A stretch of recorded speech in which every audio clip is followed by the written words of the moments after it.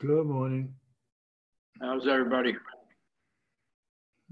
Everybody is only two of us, so yes, everyone's okay, I guess. It's three. Oh, no. You Good can't say, morning. how are you? You know how you are, so it's the other two people. Oh, okay. Good morning, Ted. Good morning, Harvey. Can you hear me all right? Yep. Very well. Okay. We've got another couple minutes before we start, all right? Very good. Everybody all right in your side of town?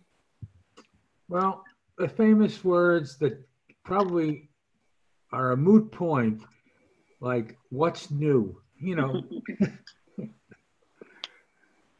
nothing at this point. Yes, it's nice and quiet here. Okay. Sometimes quiet can be good too, you know, Yep.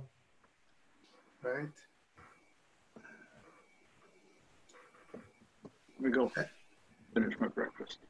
This morning's news said there was actually a shooting in Michigan because a guard told people coming into the store that they should wear masks, and somebody pulled a gun and shot the guard. Crazy. So just be thankful that, like I said, that it's quiet and that able to keep yourself busy during the day. Or take a walk. I saw Ted on Shabbos he must have walked all the way around the whole village. Yeah, I did that. This is the third time on Shabbos afternoon I've done that. Yeah?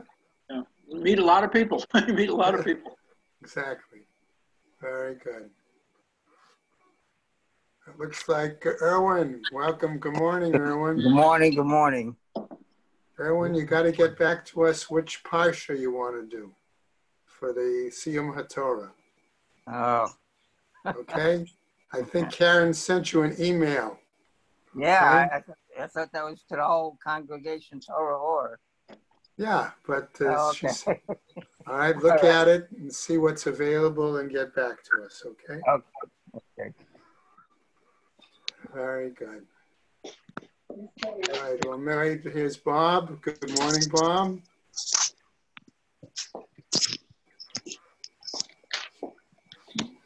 Okay. Morning, Rabbi Green. Good morning. How are you doing? All right? Yeah, I guess so. Good. Okay. All right, I'm going to ask everybody to mute, and we're going to get underway this morning. Okay, I think that's about it. Once in a while we get an additional participant. We'll certainly welcome them. Right? Yesterday we got up to Samach Amud Aleph, up to the Mishnah. Right? So as far as I know, we are right on target. Okay. Yep. For today, May the 5th. Okay. Now our Mishnah. Right. Matnitin. We're going to, since we dealt with what women could wear in the Reshut HaRabim going out on Shabbat, likewise, a Mishnah is going to pick up now regarding men. Remember, we saw with women that the question was, if they could wear something, would it be considered an adornment and therefore it was permitted? Or if it was considered a burden, it was not permitted. Okay? So the question is similar, it may be similar regarding men. Let's see. Mishnah, middle of Samach Amud Aleph. Lo yitzei ha'ish b'sandal hamisumar.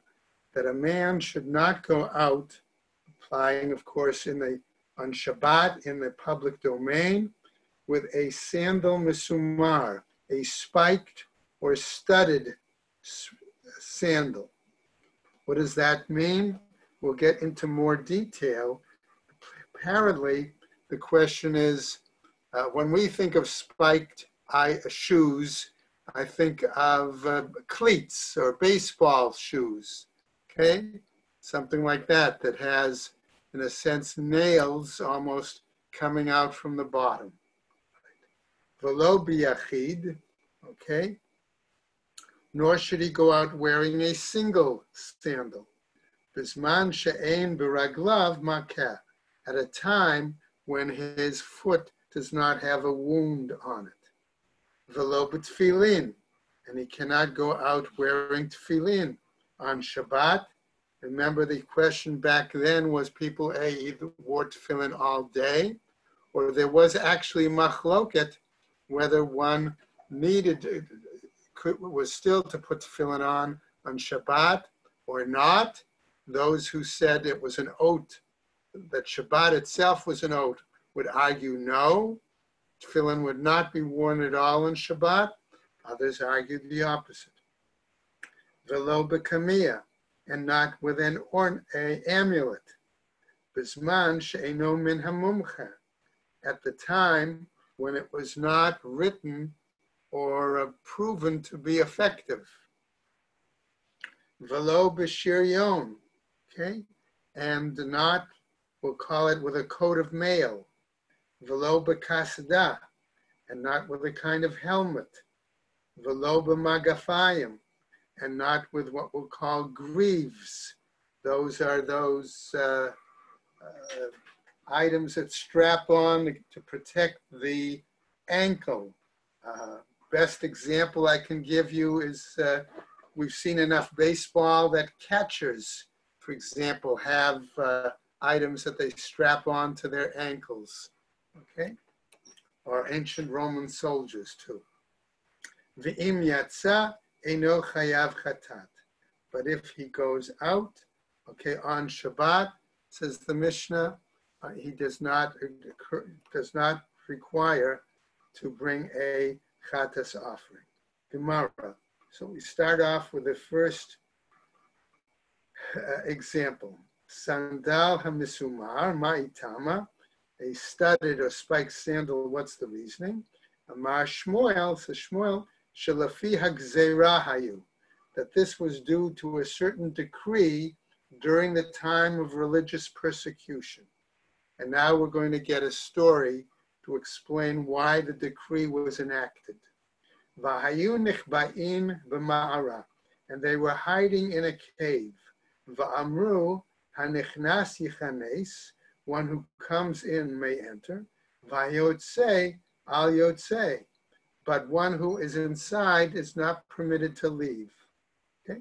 They were afraid that the Roman authorities were waiting outside the cave entrances, and that were one person to leave, it would inform them that there were additional people hiding. Ne'apach sandulo shel echad mehem, and one of them was wearing his sandal backwards. Kisvarin hem echad mehen yatsa, which made many of them think that one had gone out. V'ra'uhu oivin, and perhaps, okay, he was seen by the enemy. V'achshav ba'in aleihem, and now they were going to come in and attack them. Dachaku ze bazeh, v'hargu ze et ze yoter, mima shehargu behem oivin. They pushed, in other words, they panicked, and they ran, pushed against each other, and they killed more people in that panic, I'm explaining it, than had there been killed by the enemy. Rabbi Eliai ben Elazar Omer, he gives a slightly different explanation to the situation. B'ma'ara hayu yoshvin, they were sitting in the cave. V'sham'u kol me'al gabei ha'ma'ara, and they heard sounds above the entrance of the cave. Okay, kisvarin hayu shabau aleihen oivim, and they were under the impression that the enemy was going to be attacking them. Dachaku ze bazeh, V'hargu ze et ze yoter mima shehargu bahen oivim. Again, they could have panicked, pushing against one another, and killed more people than would the enemy have killed. Another possible explanation. Rami Bar Yechezkel Amar says the following: B'veit HaKnesset hayu. They were hiding inside a synagogue. Yoshvin v'sham'u kol me'achorei Beit HaKnesset. They were sitting and they heard noises from behind the Beit Knesset. Kisvurin hayu sheba'u aleihen oivim. Again, they thought that the enemy was coming upon them. Dachaku ze bazeh, panicked, pushed against one another. V'hargu ze et ze yoter mima shehargu bahen oivim. And they killed more than what the enemy would have killed. Ba'ota sha'ah, at that same time, Amru al yetze adam b'sandal hamisumar, and they made this decree due to this persecution that a person should not go out wearing a studded or spiked sandal. Ihachi b'chol, okay, nami litzah. If that was the case in regarding weekdays, okay, then it was all the more so to be forbidden on Shabbat. Maaseh ki hava b'Shabbat. No, says the Gemara, the incident itself occurred on Shabbat. Hava b'Yom Tov l'shtare. Does that imply that on Yom Tov, okay, it should be permitted? Alma, therefore, says the Gemara, Tznan. It was taught as follows as we go over to the next Amon. Okay, and as I said, it's a bit long. Mishalchin kelim b'Yom Tov bein tfurin bein she'enan tfurin. However, we have learned elsewhere, okay, that one may send garments that, okay, that have either some sort of studs in them on Yom Tov, regardless whether they are sewn or are not sewn.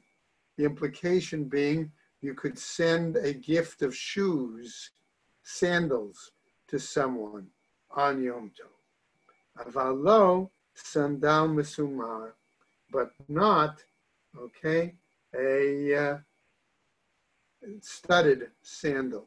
Velo min al she'eno tafor b'Yom Tov, and not a shoe that is not sewn, okay, on Yom Tov. V'Shabbat ma'itama, okay, regarding the Shabbat, why is that the case?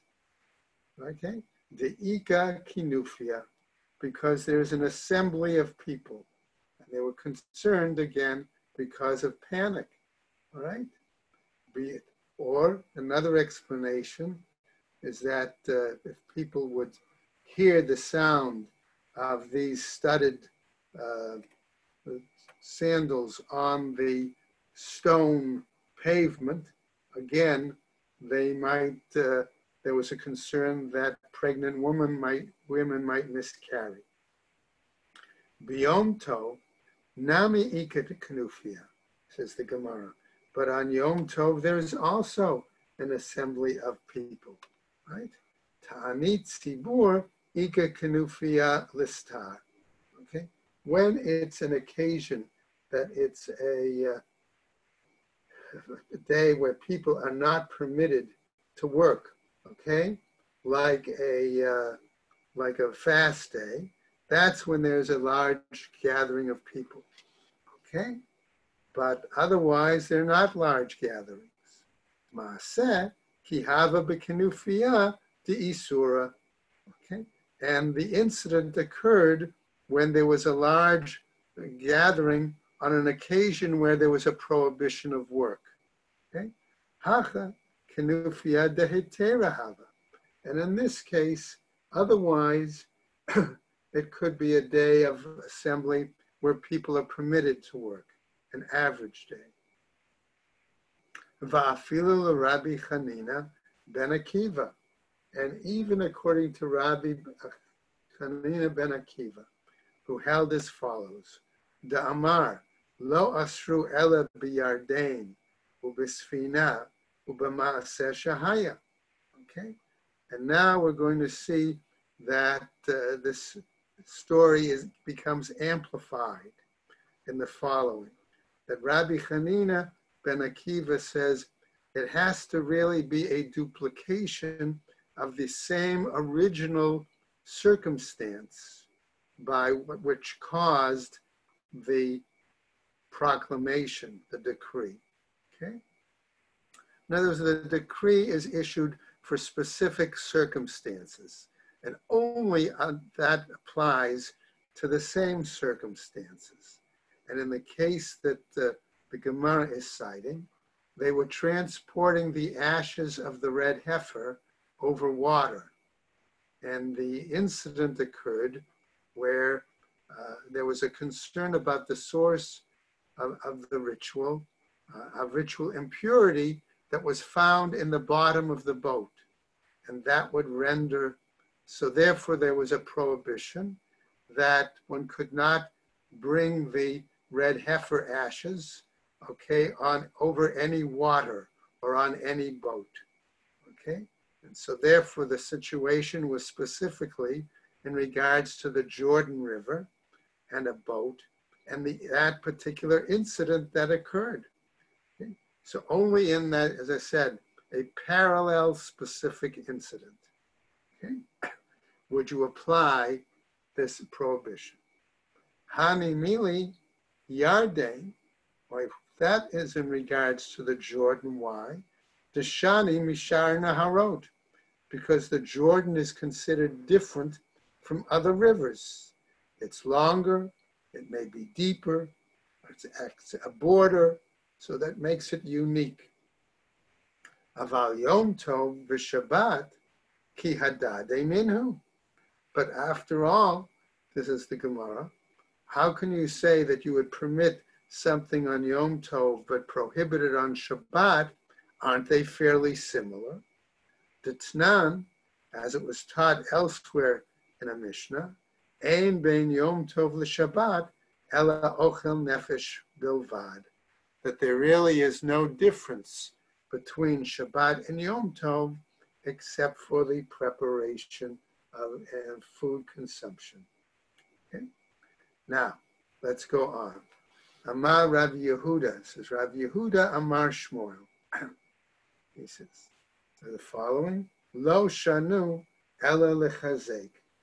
Okay, they learned this and applied this issue of the stud, the nails on the sandal, only when it was regarding to strengthen the sandal. Aval lanoi, but if it was done simply as an ornament, as an adornment, mutar. Okay, it would seem to be permitted. Bakama lanoi. And so the Gemara asks, so how many nails would we consider an adornment? Studs, for example, would be a better parallel here. Okay, would be for an adornment. Rabbi Yochanan Amar, chamesh bazeh, v'chamesh bazeh. According to Rabbi Yochanan, this is 5 on each. In other words, for each sandal. Rabbi Chanina Amar, shiva bazeh, v'shiva bazeh. And Rabbi Chanina says 7, okay, on each. Right? So the implication here being, okay, that it's,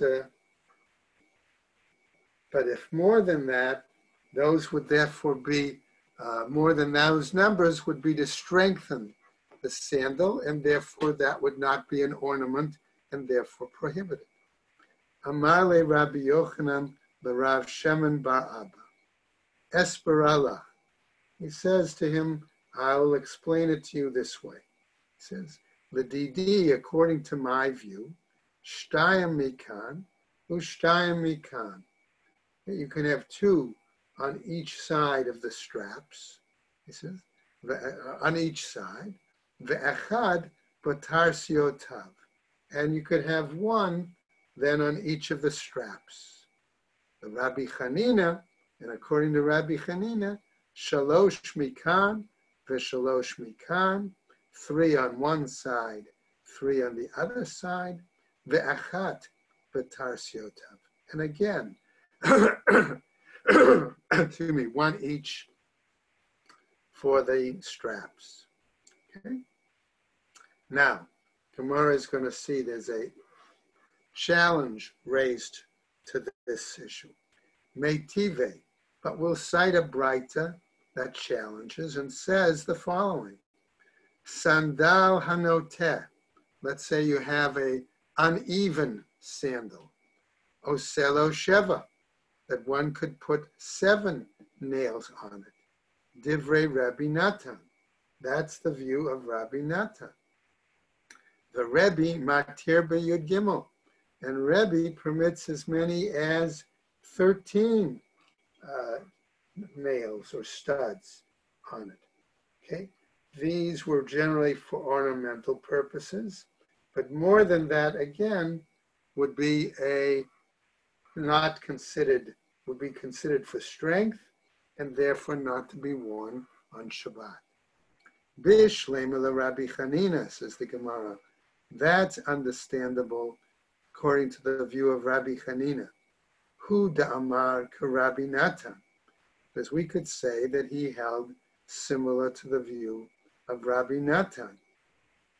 Ela Rabbi Yochanan da'amar kaman. But according to Rabbi Yochanan, okay, right, according to his explanation and his view, according to whom did he say it? Hu da'amar k'Rabbi Nehorai. He said it according to the view of Rabbi Nehorai. The Tanya Rabbi Nehorai taught in the Braita. Rabbi Nehorai Omer, Chamisha mutar v'sheva asur. 5 are permitted and 7 are forbidden.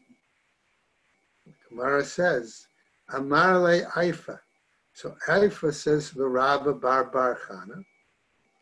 Okay, said to him, Atun Talmidei Rabbi Yochanan. You who are the students of Rabbi Yochanan, Avidu Rabbi Yochanan. You follow the practice on the minhag, if you will, the practices, the decision of Rabbi Yochanan. Anan na'avid Rabbi Chanina, and we will follow the practice, the view of Rabbi Chanina. Okay? Now, Gemara is going to show us there are questions then. If this one says so many and this one says more than that is forbidden, what do we get?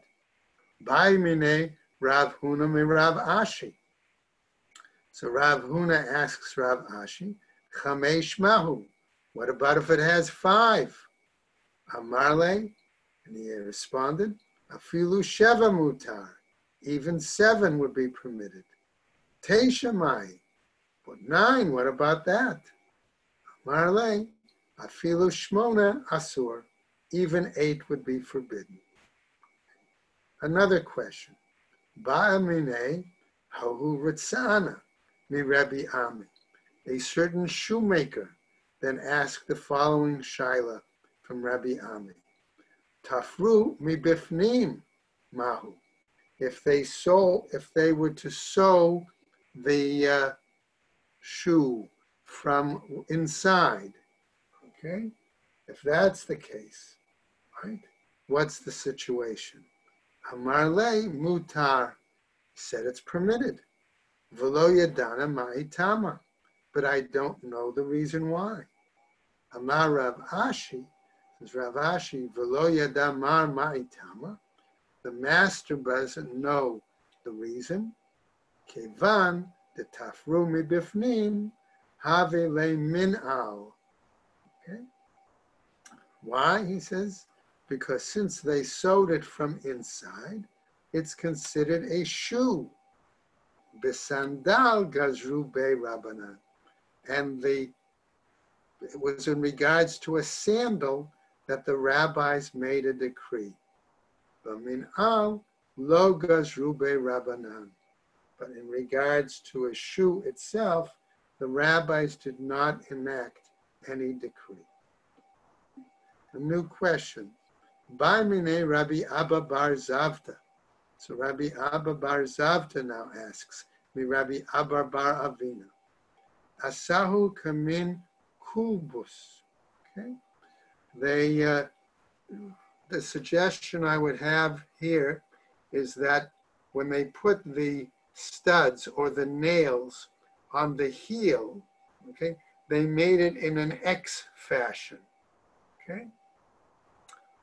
Others say a zigzag, but I think an X. Okay. Mahu, what's the situation? What's the status? Okay, instead of, let's say, going around the outside edge of the heel, right? Amarle mutar. He said it was permitted. Itmar nami. It was also said about this the following, right? Amar Rabbi Yossi Rabbi Chanina. Asau kamin kulbus mutar. Okay. He also said that if he made it in a kind of the sole, right, or the heel of the was made in that fashion, it would be permitted. Amar Rav Sheshet, says Rav Sheshet, a little different. Chifa'u kulo b'mas merot. What if he covered the entire sole with nails? Kadei shelo tehei karka ochalto. Okay. So that the earth won't begin to rub against the bottom of the sandal and wear it away. Okay? Mutar, it's permitted. Tanya kavate de Rav Sheshet. And a Braita also teaches it according to the way of the statement of Rav Sheshet. Lo yetze ha'ish b'sandal ha'mesumar, saying that a person should not go out, okay, wearing a studded or nailed, right, spiked sandal. V'lo yita'el mibayit lebayit, afilu mimita lemita. Not only that, he said, but according to Rav Sheshet, he can't even wear it inside his house or even walking from, so to speak, bed to bed, okay, might mean even from, so to speak, one room to another room, even in the same house, okay? Right? Aval metaltalin oto v'chasod bo et hakli, okay? However, he would permit it, okay, if it, okay, or to use that kind of spiked sandal, let's say to cover, use it as a covering for something, to cover a utensil, or to support the legs of a bed, right? In other words, to raise the bed up, right? The Rabbi Elazar, Rabbi Shimon, Oser, and Rabbi Elazar, Rabbi Shimon forbids this, okay? Right? Because he's concerned that a person might take that and put it on. Okay? Now, Nashru Rov Masmerotav, what happens then if most of the nails have fallen out? V'nishtayer bo arba o chamisha, and there only remains 4 or 5 of them. Mutar, it's permitted. Okay? V'Rabbi matir ad sheva, and Rabbi would permit up to 7. Now, Gemara continues. Chifahu ba'or mil mata. Let's say now that he covered the nails with leather, okay, underneath. And what happens? The kavalo masmerot milamala, and he put the nails in from above, okay? So that's the case, right? Mutar, it's permitted. Asahu kamin kubus, or kamin tas. Or let's say now that in that situation, he has the leather on the bottom, he put the nails in, and he did it in an X fashion, or he made the nails flat. Okay? Okay. O Kimin Yated, or he made them more like pegs. Okay? O Shechifahu Kulo B'Mazmerot, Kadei Shelo Tehe Karka Ochalto, or he covered the entire bottom, okay, of the sandal with nails, so that again, earth wouldn't rub against it and deteriorate. Mutar, that seems permitted.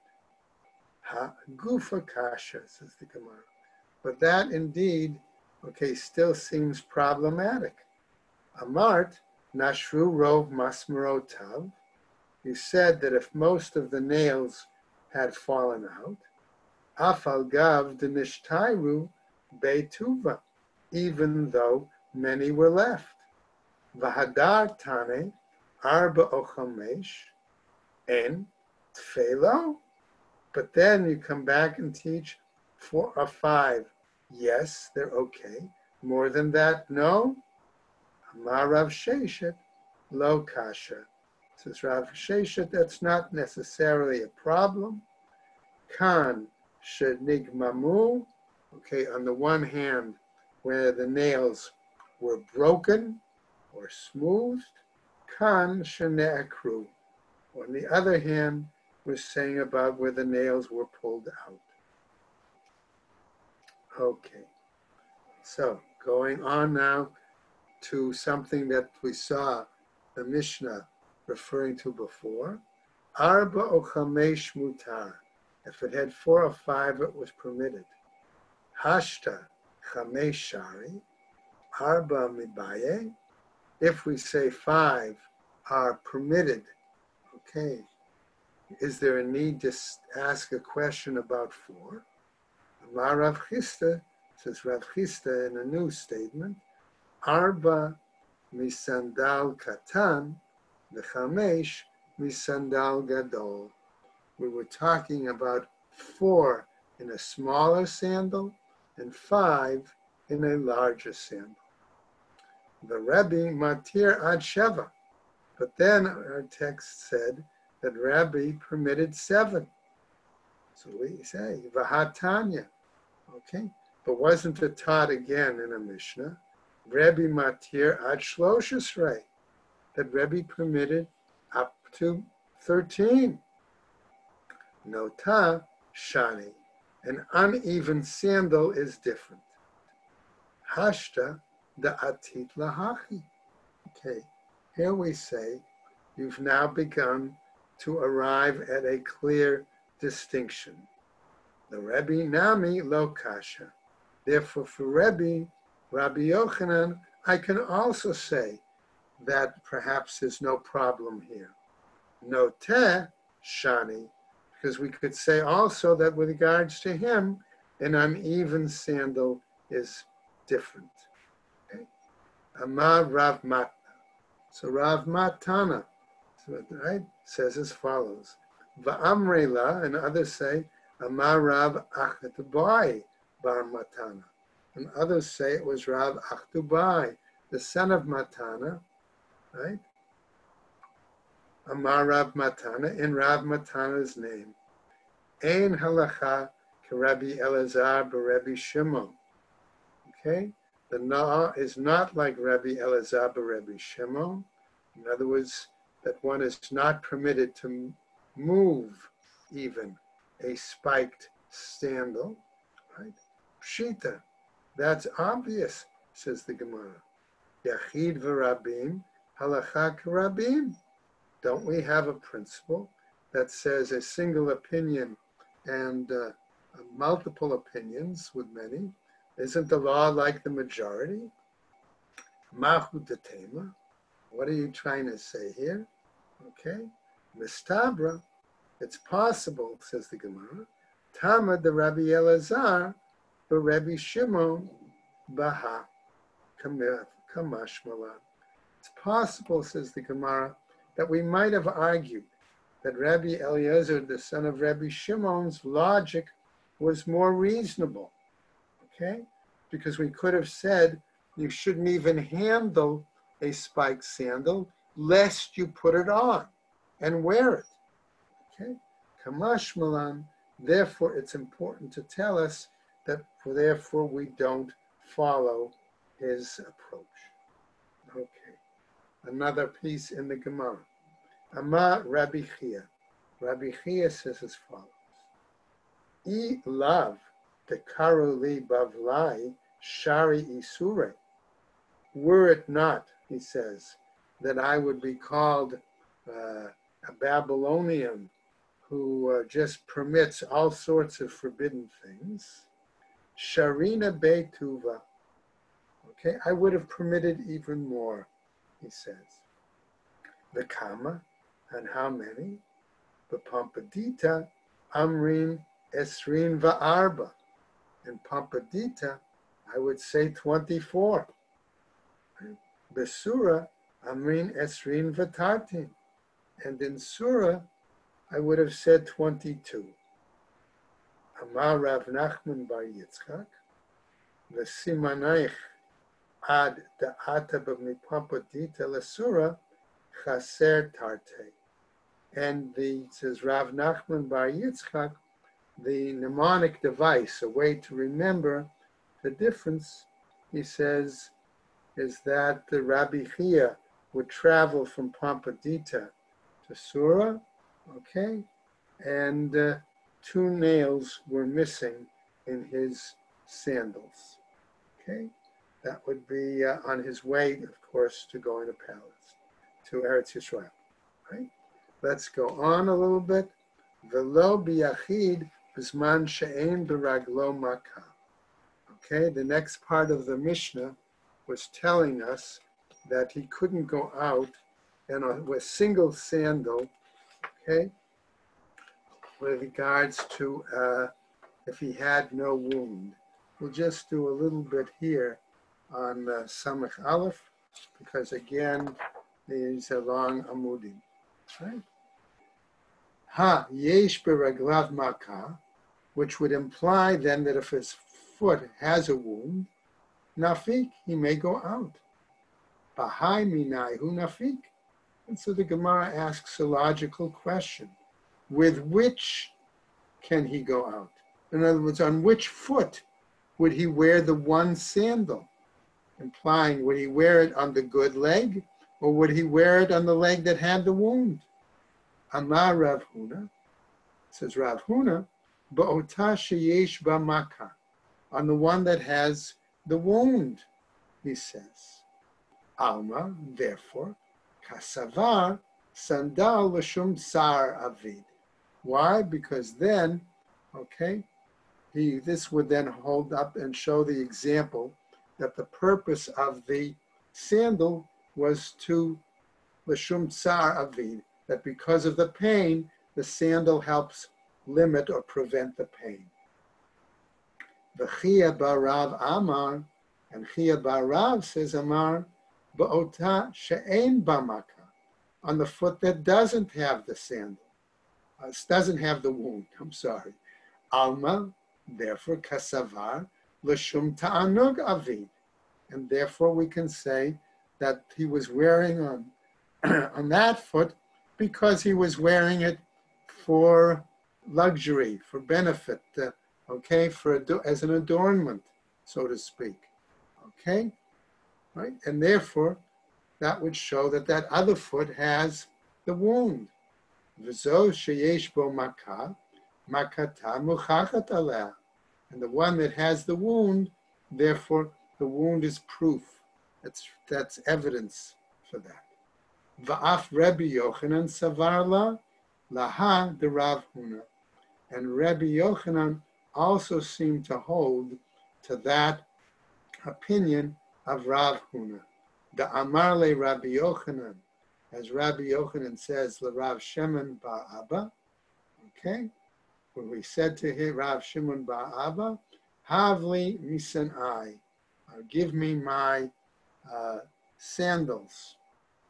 Vahavle diyamin, and he gave him the right one. Amarle, he said to him, Asitu maka, okay? You treat it as if I have a wound. V'dilma kechaya barav severely. But perhaps then he held like Chaya barav, right? V'hachi ka'amar. And this is what he means to say. V'asita shel small maka. It's as if you treat the left foot as if it had a wound. V'azda Rabbi Yochanan latame. And Rabbi Yochanan nevertheless followed his general view. Okay? And we're going to stop right there, because then it goes into the example of why Rabbi Yochanan, okay, holds that he does, whether you put the shoe on the right foot first or on the left foot first, or whether you put the shoes on, put on the right, then put on the left, tie the left, and then tie the right. And we're going to see that that's going to be the discussion next in the Gemara. Okay? So everybody have a good day. Thank you. You too, Rabbi Green. Tomorrow. Rabbi, Okay. have a good day. Thank Take you. care, everybody, and stay well. And you too. Bye-bye. Have a good day. Bye. Bye-bye.